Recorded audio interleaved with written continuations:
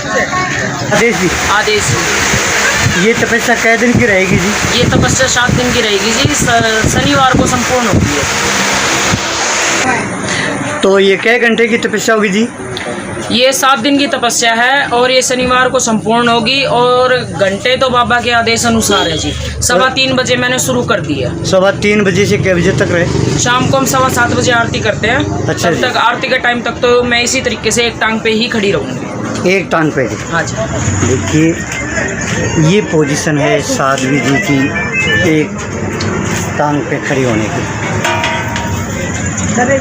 और एक हफ्ते के बाद जी कौन सी तपस्या शुरू होगी आपकी? एक हफ्ते बाद जो एतवार आएगा उसको हम रेस्ट करेंगे 2 दिन के लिए। फिर बृहस्पतिवार से मिट्टी की तपस्या शुरू हो जाएगी। मिट्टी के लिए? हाँ जी। और मिट्टी के बाद?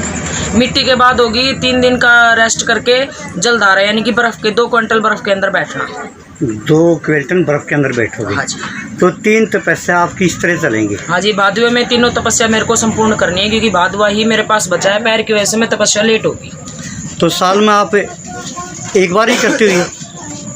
ये जी जो जलधारा तपस्या है ये होती है माह के महीने में। हाँ जी। और इसमें भादुए में। और ये जो खड़ी तपस्या है, धुएं की तपस्या है, और ये मिट्टी की तपस्या है, ये साल में एक बार होती है। आप किस तपस्या से आम लोगों पे क्या असर पड़ता है जी?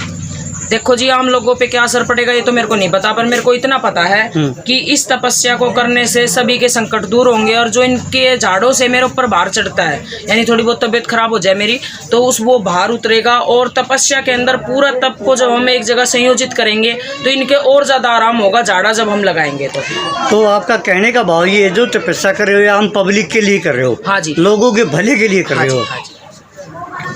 ठीक है जी, कुछ आप ही कुछ।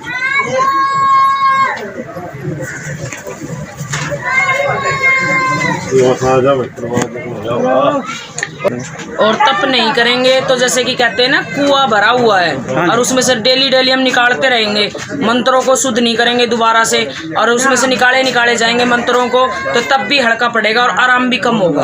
इसलिए इन तपस्या को करना बहुत ज़रूरी होता है। और तपस्या करनी सभी भक्तों के लिए ज़रूरी है। जो बाबा के भगत हैं, माता रानी के भगत हैं, जो भी भगत हैं, जिस भी चीज़ के सेवक हैं, उपासक हैं, उन सबको तपस्या करनी बहुत ज़रूरी होती है। और सभी करें जो भी इस वीडियो को देखेंगे।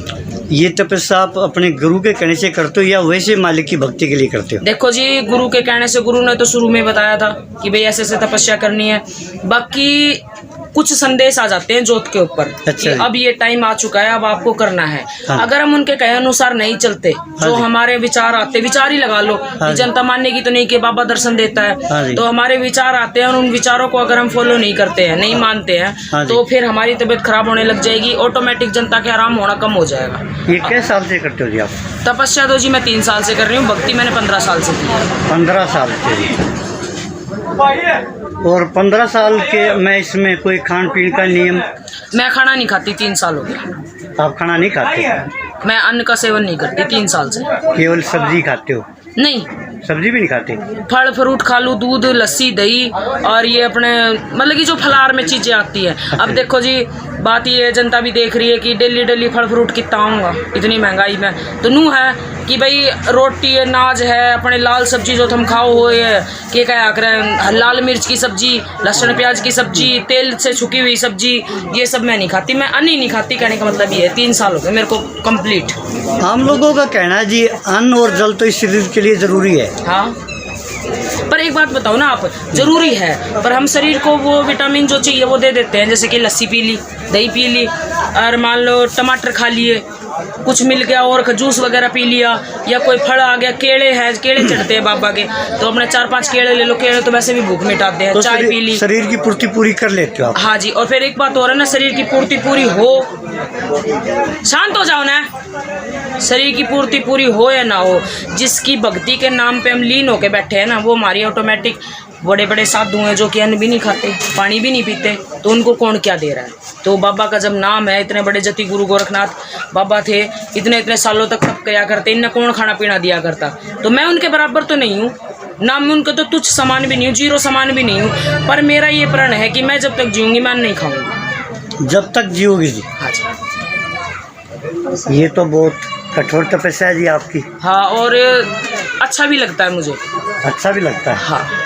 तो जैसे आपने अन्न छोड़ा, कुछ ऐसा महसूस होता भाई कमजोरी या ना, मेरे अंदर 15 ग्राम खून है, मैं बिल्कुल स्वस्थ हूँ, मेरे कोई बीमारी नहीं है, मेडिकल इशू नहीं है मेरे साथ, ना मेरा हार्ट, ना बीपी, ना शुगर, ना कुछ और। मैं बिल्कुल बिल्कुल बिल्कुल ठीक हूँ, ना मेरे कहीं दर्द। आई पैर में घाव हो गया तो हो जाएगा ठीक। तो जी बात को थोड़ी घुमाएंगे बीच में। कल 15 अगस्त है जी, उसके लिए आम जनता को क्या संदेश दोगे आप ये भक्ति की तरफ से? कल भी मैंने कहा था, आज भी कहती हूँ, 15 अगस्त स्वतंत्रता दिवस की हार्दिक शुभकामनाएं सभी को जो इन वीडियो को देखेंगे, और अपने घर में खूब बढ़िया तरीके से 15 अगस्त मनाएं। स्कूलों में जो बच्चे पढ़ते हैं, शिक्षा के माध्यम से हैं, वो भी 15 अगस्त को अच्छी तरीके से मनाएं। धार्मिक विचार रखें, अपने इस देश के बारे में बातचीत करें, द्वेष भावना ना फैलाएं किसी भी जाति पाति को लेके, धर्म को लेके। सब बढ़िया तरीके से स्वस्थ और बढ़िया विचारों के साथ 15 अगस्त को, इस दिन हमारा देश आज़ाद हुआ था, देश की आज़ादी को खुशी खुशी मनाएं सभी। अभी आप 3.25 घंटे से खड़े हो जी, हम देख रहे हैं, तो आपको कैसा महसूस हो रहा है? कोई परेशानी तो नहीं महसूस हो रही? ना जी ना, मेरे को सही महसूस हो रहा है, ना मुझे कोई शरीर में परेशानी हो रही, ना मैं दिमाग से भी बिल्कुल ठीक हूँ। अच्छा जी, तो आज बाबा गोरखनाथ से आपने क्या मांगा?